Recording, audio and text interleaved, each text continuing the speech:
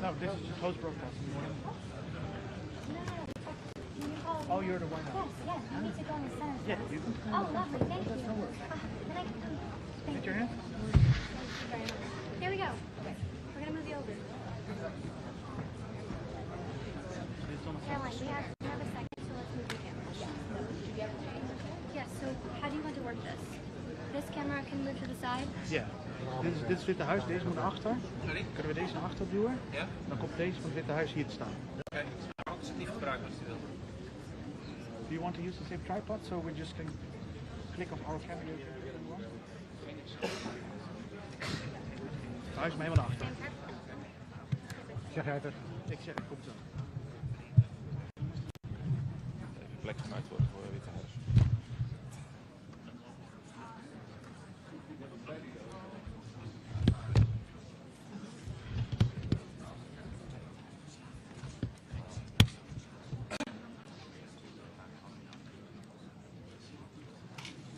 Ze zijn niet heel vriendelijk, zeg maar.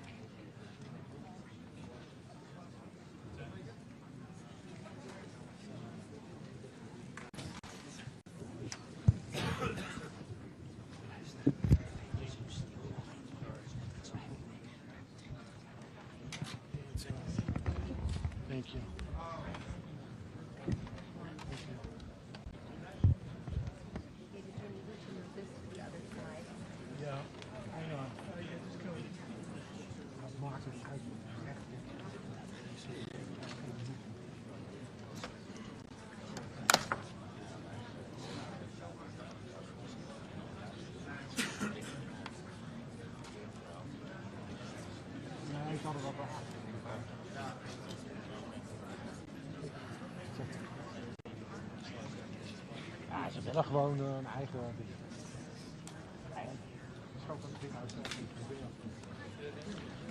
I need power. Is there power? I need power. AC. Is there power back here somewhere? Where?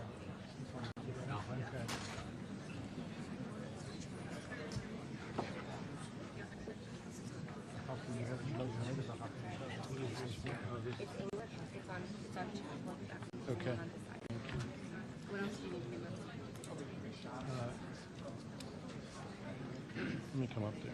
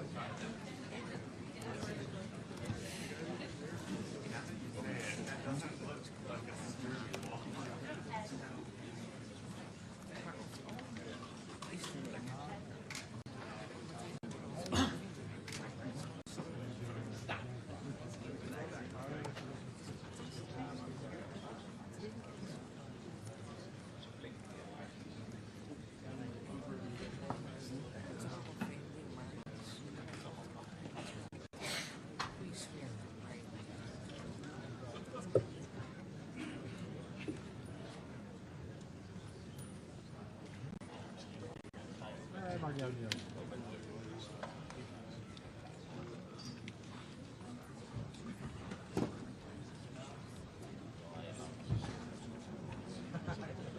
Net zo lang. Ja.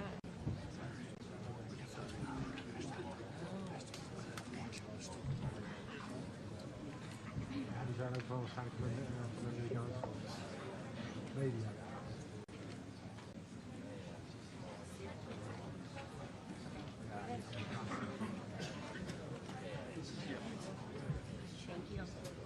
David, Ethernet is right behind you. Ja, dat is van de totaal. Thank you.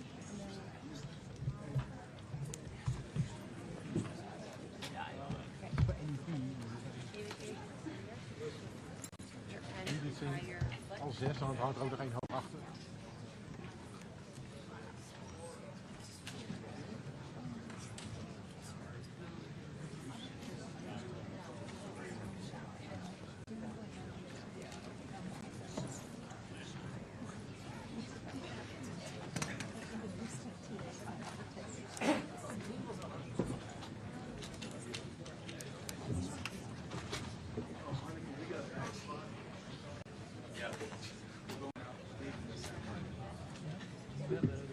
Misschien op een handschud of zo. Dan mogen ze gaan staan. One that you said is also mine.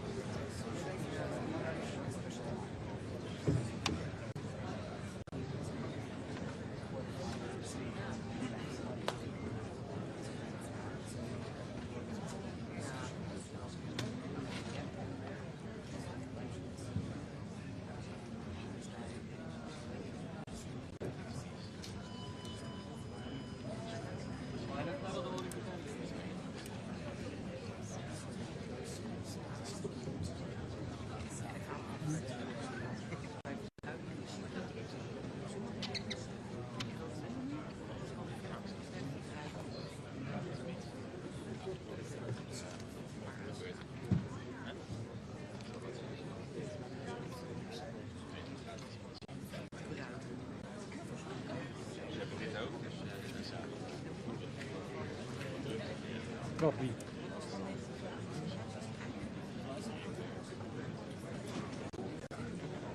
Ja, natuurlijk.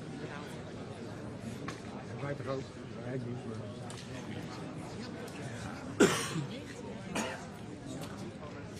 Zeker. Ja.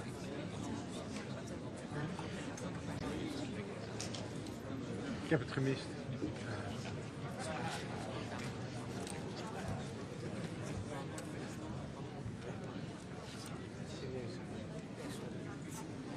Maar ik kan het echt. Ik weet dat er ook een grond wordt bepaald. Tuurlijk, goed idee. Ik zou dat goed willen.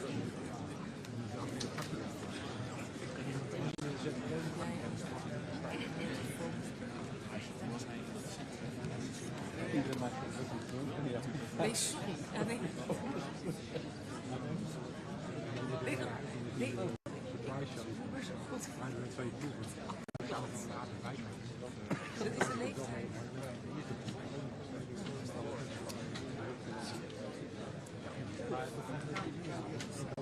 Op audio en lange mensen.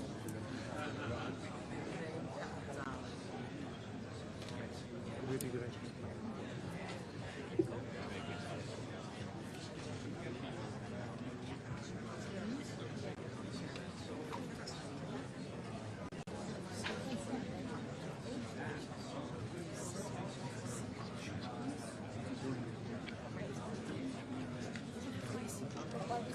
Ja, ja.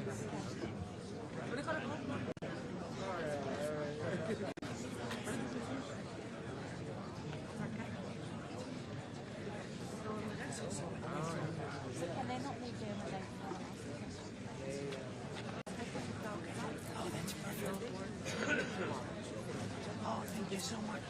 Heb je het gedaan? Oh, ja.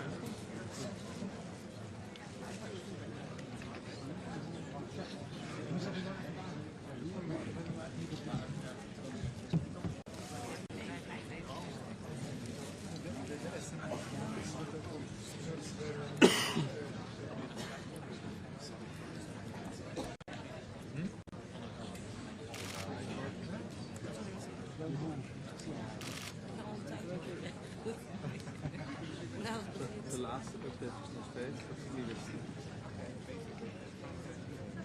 Oh ja.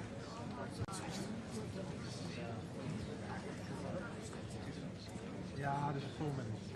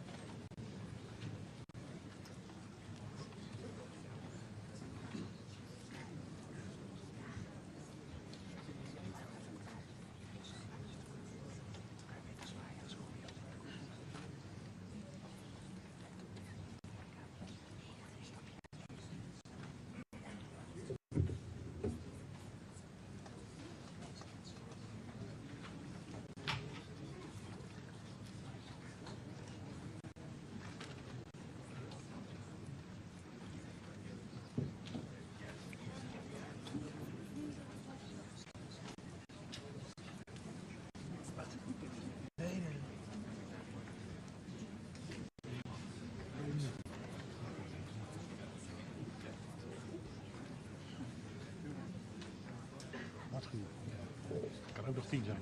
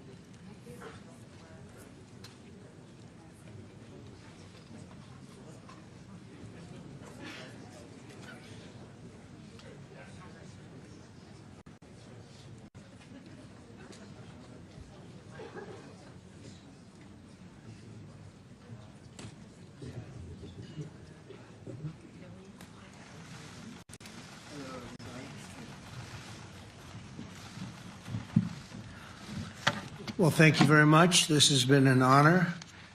It was a fairly long trip, but worth it. Tremendous things have been accomplished, as you probably noticed. Listened to a lot of wonderful speeches from the heads of a lot of wonderful countries. But I want to thank you for joining us at the conclusion of a highly productive NATO summit in the Netherlands. I want to thank them for the royal treatment they've given us. Couldn't have been nicer.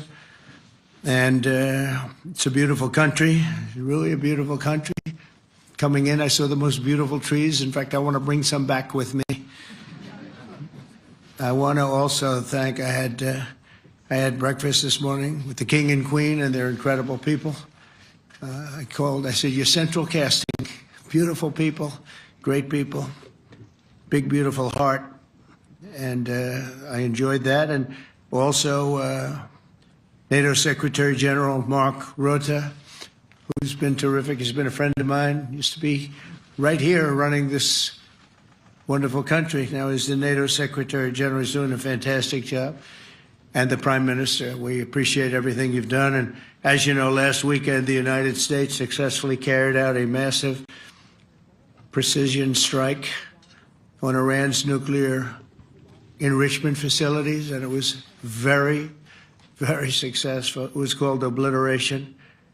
No other military on earth could have done it, and now this incredible exercise of American strength has paved the way for peace with a historic ceasefire agreement late Monday, and we call it the 12-day war. Spoke to a few people. I guess that just sounded like the right name. It was a 12-day war. And we think it's over. I don't think they're going to be going back at each other. I don't think so. Not only have we dealt decisively with the critical threat of Iran's nuclear program, which was what I wanted. I said, Iran cannot have a nuclear weapon. I've said that for 15 years, long before I decided to do the political thing. But we've also reasserted the credibility of American deterrence, which is like no other. The people at NATO said Never been anything. You know, I rebuilt the entire military during my first term. And we have a great military. We have great generals. I got to know the good ones and the bad ones. We kept the good ones. Over the past 2 days, I was honored to participate in the NATO leaders meeting and also had extremely good individual discussions with the King and the Queen, Secretary General Rutte, and the Prime Minister. Great discussions. Very knowledgeable people. Major focus of our conversations at the summit was the need for other NATO members to take up the burden of the defense of Europe, and that included the financial burden. As you know, it was 2%, and we got it up to 5%. And they said, a couple of them came up to me, one in particular said, "Sir, we've been trying to get it up to 3% for 20 years, and we haven't been able, and you got it up to 5%. So they're going to be, most of them, I guess almost all of them, are going to be contributing now, 5%, a number that people are surprised at, but you need it today.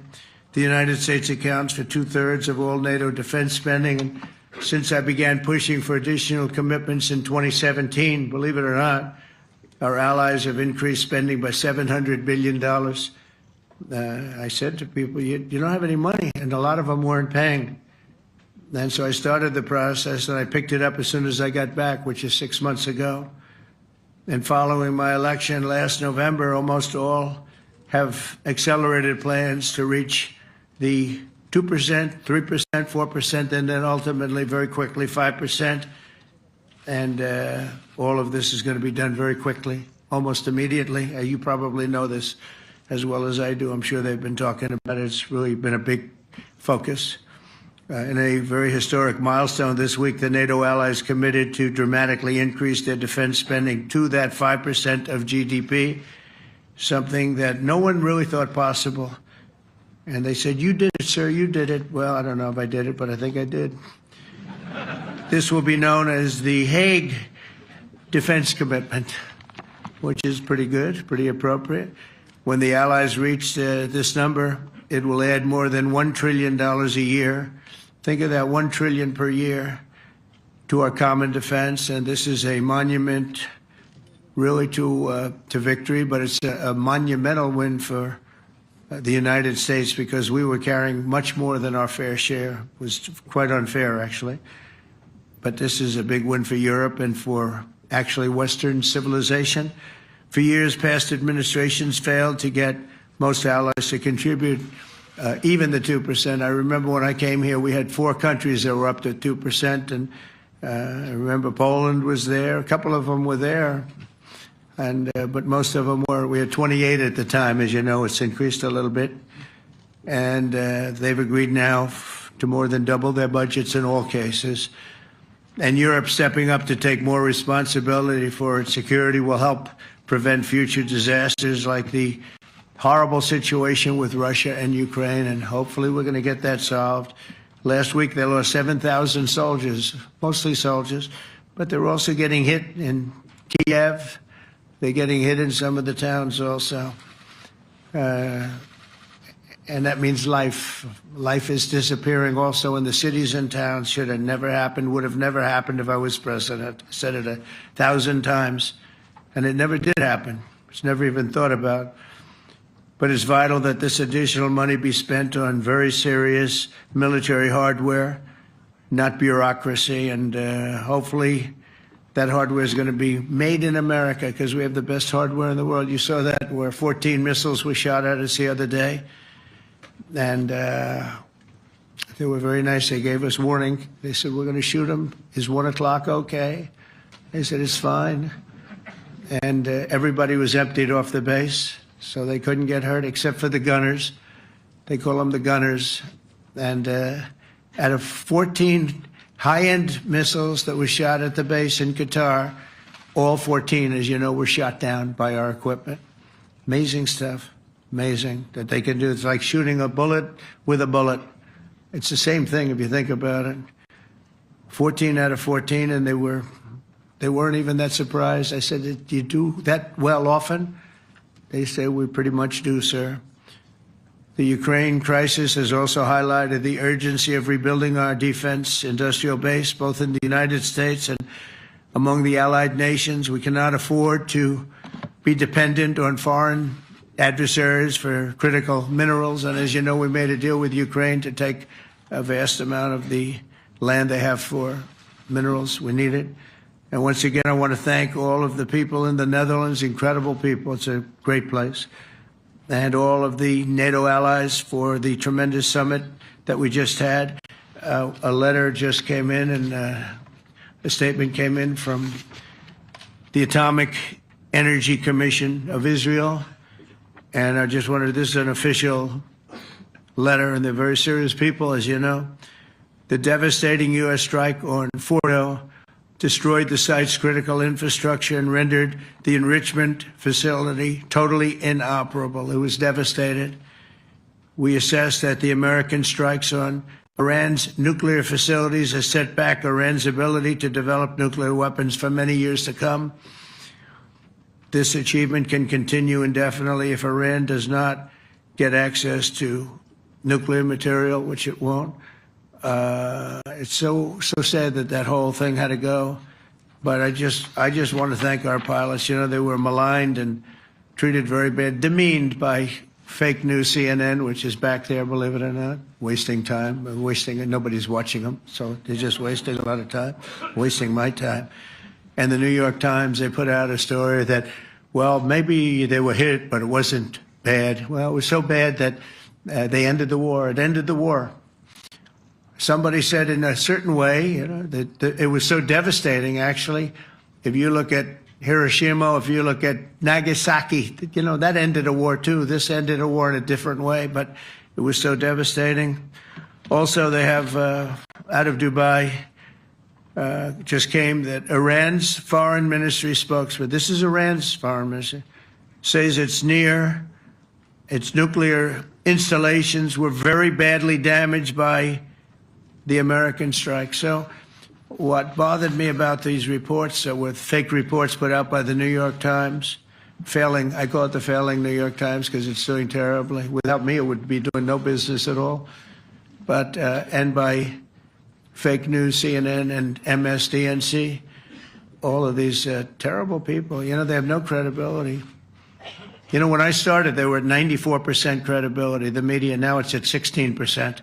And I'm very proud of it because I've exposed it for what it is. But when I saw them starting to question the caliber of the attack, was it bad?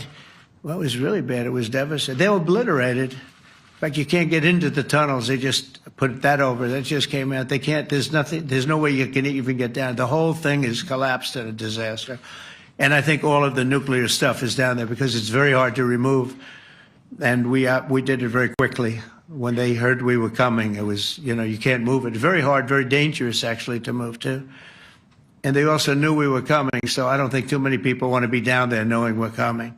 With the bunker busters, as we call them, we're the only ones that have them. We have the best equipment, best nuclear equipment, and we have the best equipment in the world. And by the way, we can't forget our submarine, which was out there, submarines actually, but submarine was out there. We shot 30 rockets into an area, every single one of them. I think it was almost 400 miles away, I think, Pete, right? 400? And long. It was in the ocean, long ways away. And we shot a total of 30. Every single one of them hit within 9 inches from where it was supposed to be. It took it a lot. Because we didn't do just Fordo, we did 2 others in addition, which hadn't been completely destroyed. So we hit them with a submarine from hundreds of miles away. Amazing, just amazing equipment. Greatest submarines in the world. Nobody's even close. They're 20 years behind us when it comes to submarine technology. So that's one, and the other was from the Atomic Energy Commission. And they have about 3 or 4 of them now coming in from atomic energy commissions from various places. But the one that we have that just came out, we released it a little while ago, was from the Israeli Atomic Energy Commission. But numerous of them are getting to see the site, and the site has been demolished. And again, we had these brave patriots these incredible flyers, these people that can fly a plane better than anybody can fly a plane, going into very hostile territory, flying into the territory that has got more missiles and things pointed at it, but it was very stealth. They didn't get to see it. It was dark. That's the amazing thing about the shots. They hit the shots perfectly, and yet it was dead dark. There was no moon. There was no light. It was virtually moonless. It was very dark, and the shots were hit perfectly. But when they get demeaned, and they were very upset about it because they knew how strong it would be. Back in Missouri, the pilots flew about 36 hours, two ways, far distance, and in those incredible B-2s. And we then had the F-22s, and we had the F-35s, and we had other planes, and we had, I think, a total of 52 tankers. That means the big tankers, because the refueling was a lot for all of the different planes that we sent. Incredible operation, and I have to say, General Raisin Cain was incredible. That's why he beat ISIS, and we beat ISIS in a matter of weeks. I was told it would take 4 to 5 years. We did it in a few weeks, and he was great. That's why he's the head of the Joint Chiefs of Staff right now, because I had a very good experience with him. He knocked out ISIS in a period of literally a few weeks. Amazing. And it was supposed to take a few years, 5 years to be exact. So we had a great victory there, and we then came here, and I think we had a great victory here. But this is an ongoing project. This is the safety of Europe, the safety of the world. And they've raised it from 2% to 5%, something which nobody, and you're talking about over $1 trillion a year. So we're talking about a lot of money coming in from countries that were not paying nearly enough to be effective. So I have, as you know, Marco Rubio with me, and Pete Hegseth, Secretary of State and Secretary of War. Should we say Secretary? You know, it used to be called Secretary of War. Maybe for a couple of weeks we'll call it that, because we feel like warriors. It used to be called Secretary of War. In fact, if you look at the old building next to the White House, you can see where it used to be Secretary of War. Then we became politically correct, and they called it Secretary of Defense. I don't know, maybe we'll have to start thinking about changing it, but we feel that way. Do we have any questions, please? Wow. That's a lot of questions. Who's a nice person? Oh, you're not a nice person, but I'll let you ask one. Go ahead. What's he going to ask? He is not nice at all. I know him well. Thank you, Mr. President. Yeah. Thank you for taking the time before flying home. You just said you believe the conflict between Israel and Iran is over. What makes you so confident it is? And what do you do if it isn't? Because I dealt with both, and they're both tired, exhausted. They fought very, very hard and very viciously, very violently, and they were both satisfied to go home and get out.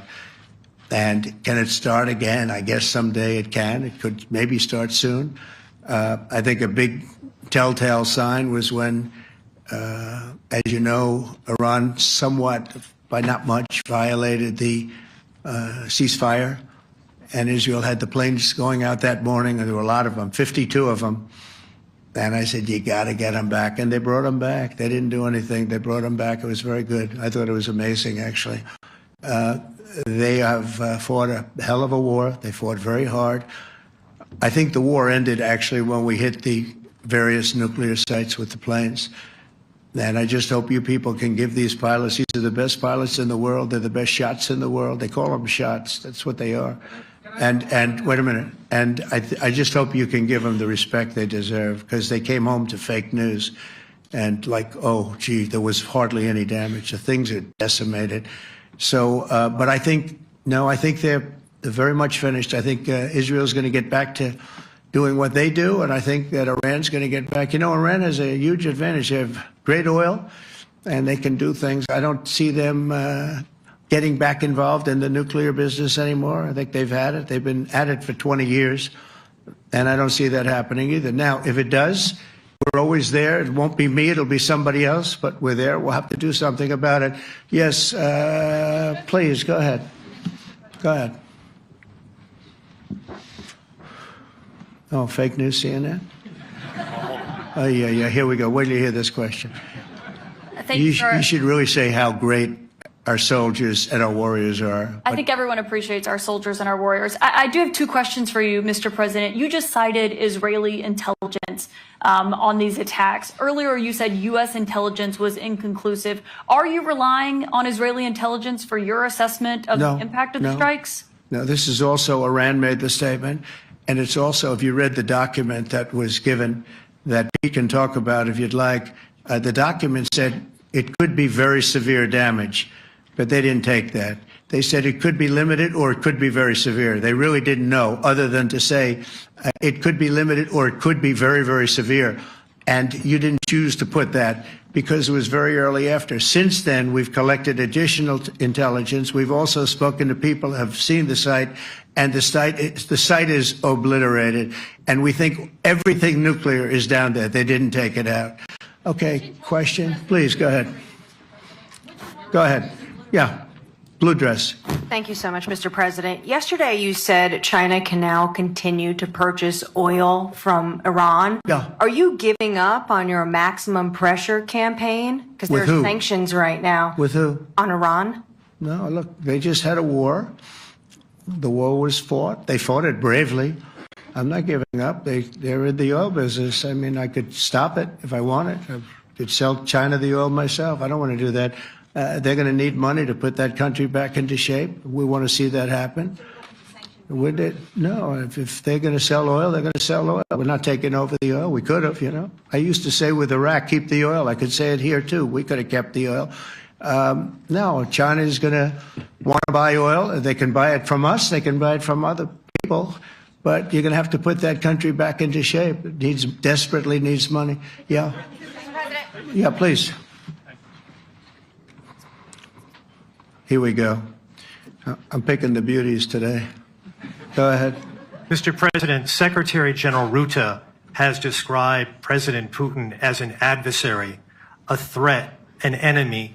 Do you view him the same way? And in addition to that, you mentioned General Kane, your chief of staff, the chairman of the Joint Chiefs of Staff. General Kane.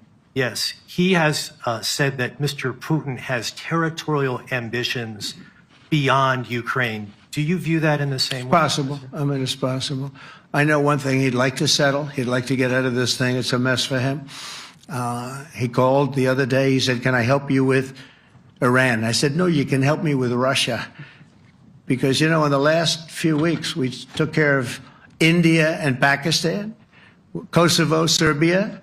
I think on Friday we have coming in the Congo is coming in, and Rwanda is coming in. That was a vicious war that went on, a machete war, heads chopped off all over Africa. They're coming in. We did two others in addition to that. Nobody's ever done anything like this. No, I consider him a person that's, I think, been misguided. I'm very surprised, actually. I thought we would have had that settled easy. I've settled 4 of them in the meantime. But he did call up, and he said, you know, he's close to Iran. He'd like to help us get a settlement. I said, no, you help me get a settlement with you, with Russia. And I think we're going to be doing that, too. Yeah, please. Go ahead, please. Thank you, Mr. President. You've made clear your position on what impact the strikes had. I wanted to ask you what is next with Iran. For instance, is there any indication from U.S. intelligence that Iran was able to move any material? No, just the opposite. We think we hit them so hard and so fast they didn't get to move. And if you knew about that material, it's very hard and very dangerous to move. It's called, in many people, they call it dust, but it's very, very heavy. It's very, very hard to move. And they were way down. You know, they're 30 stories down. They're literally 30, 35 stories down underground. You think you got it all? Oh, yeah, we think we got it. We think it's covered with granite, concrete, and steel. Can I ask you, are you interested in restarting negotiations with Iran? And if so, have they reciprocated? So our people, Marco could answer this, but our people are not, I'm not. The way I look at it, they fought, the war's done, and, you know, I could get a statement that they're not going to go nuclear. We're probably going to ask for that, but they're not going to be doing it. But they're not going to be doing it anyway. They've had it. They've had it. Now, maybe someday in the future we'll want that. But I've asked Marco, do you want to draw, I just asked him the question as we were walking on the stage, do you want to draw up a little agreement for them to sign? Because I think we can get them to sign it. I don't think it's necessary. Marco, do you want to talk about that, please? Well, Mr. President, I think President Trump has shown a willingness to meet and talk to anybody in the world who's interested in peace. I don't know of any president that's been as willing as he has to meet with anyone and talk about peace. We'd love to have peaceful relations with any country in the world. And so obviously that'll depend on Iran's willingness not just to engage in peace, but to negotiate directly with the United States, not through some third country or fourth country process. But I know of no president, probably in our modern history, that's sought peace more than President Trump has. Sounds like the door is open, but you're in no rush. Is that right? Sounds like the door is open. But I'll tell you what, look, we're going to talk to them next week with Iran. We may sign an agreement. I don't know. To me, I don't think it's that necessary. I mean, they had a war, they fought. Now they're going back to their world. I don't care if I have an agreement or not.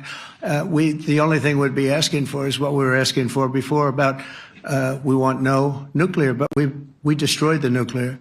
In other words, it's destroyed. I said Iran will not have nuclear. Well, we blew it up. It's blown up to kingdom come. And so I don't feel very strongly about it. If we got a document, wouldn't be bad. We're going to meet with them, actually.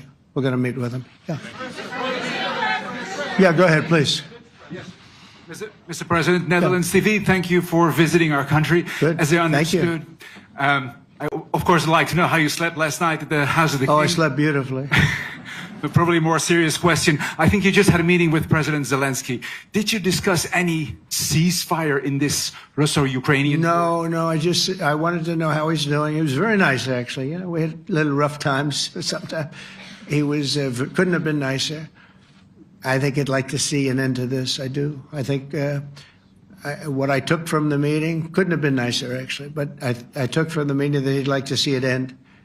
I think it's a great time to end it. I'm going to speak to Vladimir Putin and see if we can get it ended. But look, these are brave people. They're fighting these wars all over the place. You know, last week they had, I guess, I told you, close to 7,000 young soldiers, Russian and Ukrainian soldiers were killed, 7,000 in 1 week. It's crazy. It's crazy. So I'll be speaking to Putin. No, I had a good meeting with Zelensky. And I had a lot of good meetings. We had a lot of good meetings with a lot of people, a lot of great leaders. But he's fighting a brave battle. It's a tough battle. Yeah. Go ahead, white dress. Thank you. Ida Hallikainen from Finland, Ilta-Sanomat. Good. You have played golf with President Alexander Stubb. How do you see Finland as a NATO ally and partner, and how would you describe your relationship with our president? Well, he's a very good golfer, okay? In fact, he was on his college golf team. He went to a good college in the South, as you know, a very good college, and he was a good golfer. We had a good time. I think my relationship's great. I want to buy icebreakers. You know, you're very good at icebreakers. And I actually made him an offer. I didn't go to Congress. They'll try and impeach me for this. But there's an old, it's not old, it's fairly new, but it's used icebreaker. And I offered him about 1/3 of what he asked for. But we're negotiating. We need icebreakers in the U.S. And if we can get some inexpensively, I'd like to do that. Actually, they'll fix it up, make it good. Also, we may buy some icebreakers. You know, you're the king of icebreakers, that particular country. They make them good. They make them really good, and they know what they're doing. And so we're negotiating with them for about 15 different icebreakers. But one of them is available now. It's old, and it's, old. It's like 5-6 years old. And we're trying to buy it. I'm trying to make a good deal. That's all I do my whole life. My whole life, that's all I do is make deals. Yeah, please. Go ahead. Sir, go ahead. Yeah, a question for NewsHour, Dutch TV. First of all, on Article 5, on your way here, you spoke about the commitment of the U.S. to Article 5, saying, I'll give you my definition once we're here. Yeah. What is your definition, and may the U.S. commitment to Article 5 change in case some of the NATO members do not reach the threshold that was discussed today? My second question is following up on a colleague on Iran. What intel reports do say that everything over there was obliterated. Yeah, well, there are numerous of those reports, and they're coming out fast and furious. But the most respected ones we've already seen. And I will say that on a very confidential basis, they're looking at the reports, like numerous reports, and including people going to the site and checking the site. And they're going to be having, I guess you're going to be having over the next couple of days a full, you're going to encapsulate it. But no, the site was obliterated, just like I said it was. And just like the pilots should be given credit for. As far as Article 5, look, when I came here because it was something I'm supposed to be doing, but I left here a little bit differently. I said, I watched the heads of these countries get up, and the love and the passion that they showed for their country was unbelievable. I've never seen quite anything like it. They want to protect their country, and they need the United States. And without the United States, it's not going to be the same. And you can ask Mark, or you can ask any of the people that were there. It was really moving to see it. They love their country. They were so respectful of me because I'm the head of the United States. And I made, the King of Saudi Arabia, when I was in the Middle East. So I was in Qatar for a different reason, not a reason to get shot at. We were in there for economic development reasons, Qatar, UAE, and Saudi Arabia. All three leaders of those countries, and we took back $5.1 trillion into the United States. All three leaders said, you're presiding over the hottest country in the world. The United States right now is the hottest. Everybody wants to be there. Everybody wants a piece of it. He said, a year ago, your country was dead. You had a deadhead running it. You had a country that was dead, and it was dead. You had people pouring through the borders. You had inflation. You had everything. He said, you've made it in 5 months at that time. You've made it the hottest country. This is the hottest country in the world. The United States right now is the hottest country in the world. And when I was around that table, it was a nice group of people, many of whom I knew from previous. When I saw the passion they had for the country, almost everyone, and you probably have the tapes, it was very public, but almost every one of them said, thank God for the United States. Without the United States, they couldn't really have NATO. It wouldn't work. It wouldn't work. It will in the future because now they're paying much more money, but it wouldn't work. It was great. And I left here differently. I left here saying that these people really love their countries. It's not a ripoff, and we're here to help them protect their country. Okay, we'll do one or two more. Thank you, Mr. President. Yeah. A question on Spain. Are you satisfied with today's... Oh, I think Spain's terrible what they've done. No, I do. They're the only country that won't pay the full up. They want to stay at 2%. I think it's terrible. And, they're doing very well. The economy is very well. And that economy could be blown right out of the water with something bad happening. Spain is the only country that... Are you from Spain? Yeah. Good, congratulations. You're the only country that is not paying. I don't know what the problem is. I think it's too bad. So we'll make it up. You know what we're going to do? We're negotiating with Spain on a trade deal. We're going to make them pay twice as much. And I'm actually serious about that. We're going to make Spain... I like Spain. I have so many people from Spain that it's a great place and they're great people. But Spain is the only country out of all of the countries that refuses to pay. And, so they want a little bit of a free ride. But they'll have to pay it back to us on trade because I'm not going to let that happen. It's unfair. It's unfair to NATO. All right, sir, please. Go ahead, right in the back. Yeah, you, tall one. The tall man. Mr. President, Johannes Petra from Austrian National Television. How are you? You once said that you would end the Ukraine war in 24 hours. You later said you said that sarcastically. Well, of course it was sarcastic. But you've now been in office for 5 months and 5 days. Why have you not been able to end the Ukraine war? Because it's more difficult than people would have any idea. Vladimir Putin has been more difficult. Frankly, I had some problems with Zelensky. You may have read about him. And it's been more difficult than other wars. I mean, look, we just ended a war in 12 days that was simmering for 30 years, frankly. We ended Rwanda and the Congo. It's coming to sign the documents. We've already signed basic documents, but they're coming, I think, to the White House on Friday. We ended, Serbia was going to go at it. But maybe the most important of all, India and Pakistan. And that wasn't whether or not they may someday have nukes like we're talking about in the Middle East, like we're talking about with Israel and Iran. This is they have nuclear weapons.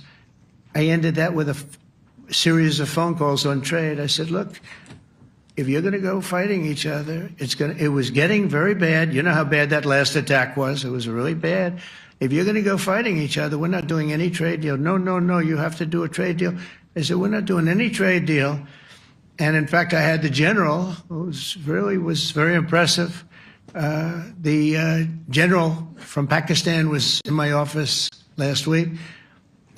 You know, Prime Minister Modi is a great friend of mine. He's a great gentleman. He's a great man. And I got them to reason. I said, we're not doing a trade deal if you're going to fight. And if you're going to fight each other, we're not doing a trade deal. And you know what? They said, no, I want to do the trade deal. We stopped the nuclear war. Go ahead. Go ahead, Jeff. Here's another beauty, Jeff. He's a beauty, all right. Go ahead. Mr. President, to follow up on Ukraine, will the United States contribute any more money to Ukraine's defense this year to the $5 billion that allies are giving? And one question, you had another meeting with the Dutch opposition leader, Mr. Wilders. Can you tell us about that meeting? And are you upset about his anti-Muslim stance? I'm not upset about it. It's just his view. He's unhappy with the way things are going in this country and various countries. He was an opposition leader. And I was asked to meet with the opposition leader by the people that are running. I think they have some deal where if you have a meeting, you're supposed to meet with an opposition leader. I said, that's strange. We don't do that. But I met with I didn't know him. He seemed like a very nice guy, but he's in opposition to the current people, and that was set up by the current people. So I assume when I met with the Prime Minister, you're supposed to meet with the opposition. We'll have to try that sometime in our country. Let's not do it. But I thought he was very good. As far as money going, we'll see what happens. There's a lot of spirit. Look, Vladimir Putin really has to end that war. People are dying at levels that people haven't seen before for a long time. Go ahead. Go ahead. White shirt. Oh, she's all excited. Okay. So, BBC News Ukrainian. Where are you from? I'm from Ukraine. Oh. So my question to you is whether or not the U.S. is ready to sell anti-air missile systems Patriot to Ukraine. We know that Russia has been pounding Ukraine really heavily right now. Are you living yourself now in Ukraine? My husband is there. Wow. And I can see you it's amazing. And me with the kids, I'm in Warsaw actually, because he wanted me to be. Is your husband a soldier? No? He's there now? Yeah. Wow. That's rough stuff, right? That's tough. And you're living here? In Warsaw. And you're a reporter? I am. Good. So let me just tell you, they do want to have the missiles, okay, as they call them, the Patriots.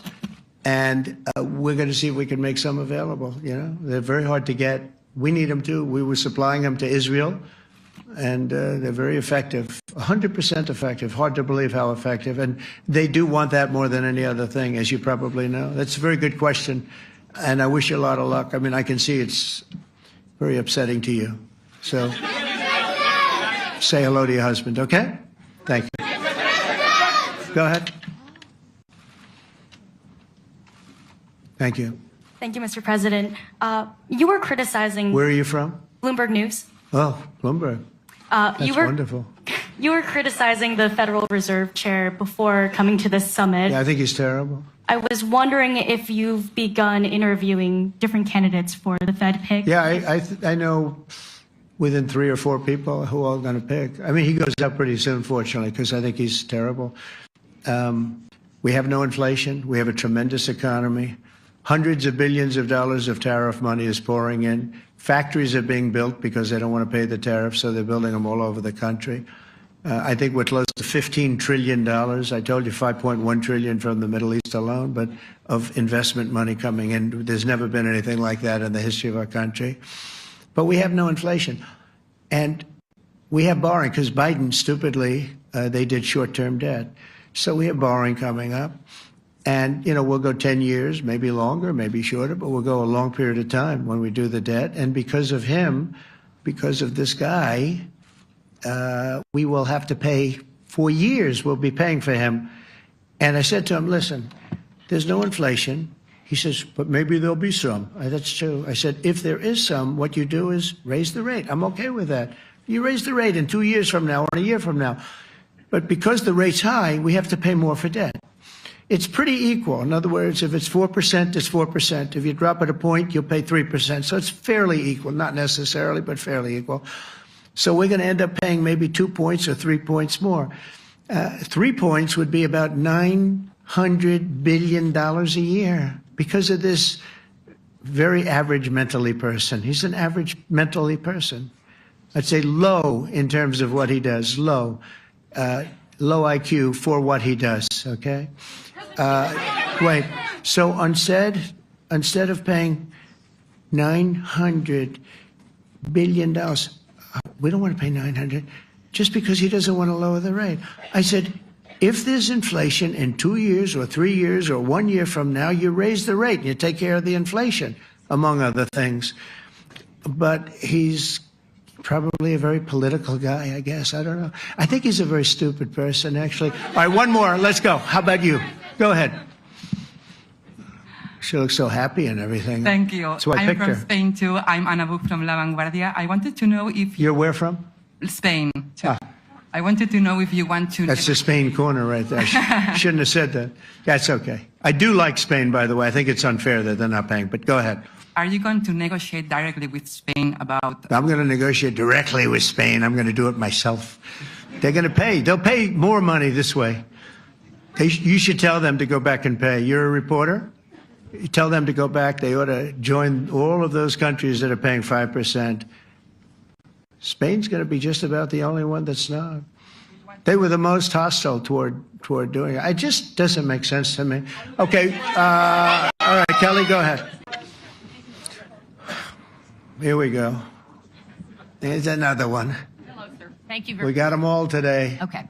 So, Mr. President, you talked about expecting some on-the-ground assessments at Fordo and other sites. Now here, is that here Israeli and U.S.? It's been obliterated, Kelly. It's been What is your message then, sir, to the intelligence community when they present reports? You're not disputing the DIA report. You're just...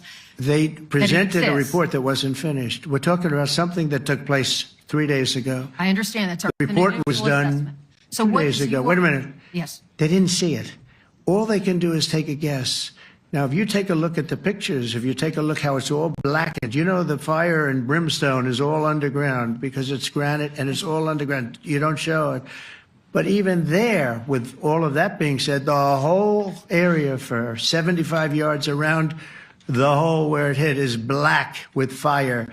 The group that's run by this gentleman, in fact, you may want to talk about it for a second because we're going to issue a report. And I think it's not even a very exciting report at this point. It's been obliterated, totally obliterated. And they did a report, but it was like, if you look at the dates, it's just a few days after it happened. Sir. So they didn't see it. They said it may be very severe. Understood. Do you have a message for the intelligence community, though, in terms of unvarnished information getting to you, that it's not... I don't really have a message. I would say issue the report when you know what happened. I wouldn't say that it could be severe or maybe not. They use the word severe. It could be severe or maybe it's not. So people like you picked up and said, oh, it's not severe. No, the report was not a complete report. Yeah, the message was probably wait till you know the answer before you... And sir, did you not have a public component to your Zelensky meeting for a tactical reason with President Putin? Let him answer this one. Hello, Mr. Secretary. Yeah. There's a reason the president calls out fake news for what it is. These pilots, these refuelers, these fighters, these air defenders, the skill and the courage it took to go into enemy territory flying 36 hours on behalf of the American people and the world to take out a nuclear program is beyond what anyone in this audience can fathom. And then the instinct of CNN, the instinct of the New York Times is to try to find a way to spin it for their own political reasons to try to hurt President Trump or our country. They don't care what the troops think. They don't care what the world thinks. They want to spin it to try to make him look bad based on a leak. Of course, we've all seen plenty of leakers. And what do leakers do? They have agendas. And what do? Do they share the whole information or just the part that they want to introduce? And when they introduce that preliminary, a preliminary report that's deemed to be a low assessment, you know what a low assessment means? Low confidence in the data in that report. And why is there low confidence? Because all of the evidence of what was just bombed by 12 30,000-pound bombs is buried under a mountain, devastated and obliterated. So if you want to make an assessment of what happened at Fordo, you better get a big shovel and go really deep, because Iran's nuclear program is obliterated. And somebody somewhere is trying to leak something to say, oh, with low confidence, we think maybe it's moderate. Those that dropped the bombs precisely in the right place know exactly what happened when that exploded. And you know who else knows? Iran. That's why they came to the table right away, because their nuclear capabilities have been set back beyond what they thought were possible because of the courage of a commander-in-chief who led our troops, despite what the fake news wants to say. But you're not disputing the report said what it said, even though it was initial. The report said what it said, and it was fine. It was severe, they think, but they had no idea. They shouldn't have issued a report until they did. But we've gotten the information. I think Pete said it better than you can say it. And, you know, you should be proud, you, especially you, should be proud of those pilots, and you shouldn't be trying to demean them. No, those pilots flew at great risk, a big chance that they'd never come back home and see their husbands or their wives. Let me just tell you, you and NBC, fake news, which is one of the worst, and CNN, New York Times, are all bad. They're sick. There's something wrong with them. But you know what? You should be praising those people instead of trying to find some. By getting me, by trying to go and get me, you're hurting those people. They were devastated. You know, I got a call from Missouri, great state, that I won 3 times by a lot. And I got a call that the pilots and the people on the plane were devastated because they were trying to minimize the attack. And they all said it was hit. But we don't think it was really maybe hit that badly. And they were devastated. They put their lives on the line, and then they have, and I'm not referring to you, but real scum come out and write reports that are as negative as they could possibly be. It should be the opposite. You should make them heroes and heroines. You should make them really people that they were so devastated when they heard this news. And you know what they said? One of them, I spoke to one of them, said, "Sir, we hit the site. It was perfect. It was dead on." Because they don't understand fake news, because they have a normal life, except they have to fly very big, very fast planes. But it's a shame. You should be making them heroes. All right, in the back. Go ahead, back, white, yeah. White jacket, yeah. Go ahead, give me a mic. Hello. Deborah Haynes from Sky News. Mark Rutte, the NATO chief, who is your friend, he called you daddy earlier. Do you regard your NATO allies as kind of children? No, he likes me. I think he likes me. If he doesn't, I'll let you know. I'll come back and I'll hit him hard, okay? No? He did it very affectionate. Daddy, you're my daddy. Do you regard your NATO allies, though, as kind of like children, and they're obviously listening to you and they're spending more, and you're obviously appreciative of that, but do you hope that actually they're going to be able to defend themselves, defend Europe on their own? I think they need help a little bit at the beginning, and I think they'll be able to, and I think they're going to remember this day. And this was a big day for NATO. You know, this was a very big day. They took it. One of the gentlemen said, you know what? We've been trying to raise money raise the rate for 30 years, he said, 20 years, from almost the beginning. And he's been there for a long time. He said, until you came along, it never happened. What you did is amazing. It's been sort of an amazing day for a lot of reasons, but also for that. Yeah, go ahead. Do you think they can do it without you, though, in the future? Can they do it without Well, ask Mark. States? I mean, you have to ask Mark, okay? So we're heading back. I want to thank these 2 gentlemen behind me. They're incredible people, both of them. They've done a fantastic job. And Susie's in the front, and she's done great. And Monica, thank you very much. It was quite an exciting time. and we're going to be heading back. We'll be back soon, and we'll see you in Washington, D.C. Remember this, we have the hottest country anywhere in the world. Thank you very much, everybody. Thank you.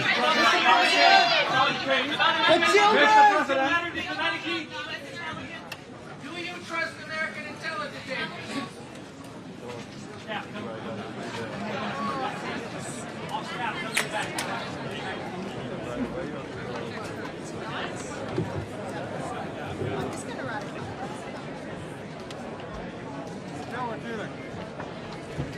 Stel ons een goede kant op.